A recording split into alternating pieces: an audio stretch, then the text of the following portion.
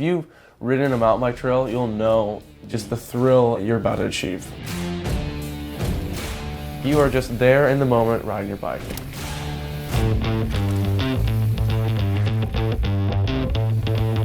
When trying something new, you're going to be scared to do it because you're not sure if it's going to go well. But the fear of the unknown is the greatest fear of all. The fun begins when you start pushing your limits. Nowadays, sending it is kind of like a cool thing, you know, going big or doing something unique. You kind of show your style of riding through the person that you are. That's what I feel, at least. I love mountain biking, that's that.